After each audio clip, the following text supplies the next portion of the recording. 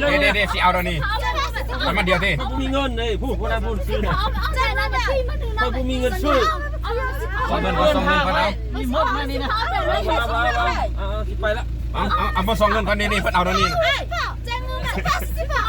พูดได้พูดเขามีเงินซื้อเขาจะไปแล้วเขาจะไปแล้ว แล้วมันมดเขาใกล้นี่นะ อันนี้ของใหม่นี่นะพอแล้วนี่นะ เอาแล้วไปแล้วเนี่ย เอาไปเลยได้นี่นะ ใช้ เดี๋ยวจ่ายเงินก็ไม่มีเพิ่น จ่า จ่าย ย เงิ เงิ น น ให้เราอยู่นี่ ยังอ่ะ มา เอาไป นี่เอาตอนนี้เนี่ย จ่ายเงิน เดี๋ยวมาแวะไหม เอามันมีมดมันเปื้อนเครือค่อยมันเปื้อนเครื่องค่อยนี่นะ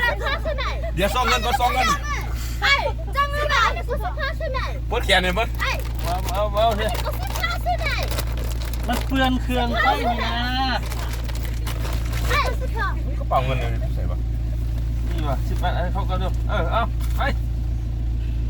เอาไปได้นี่นะโอ้ย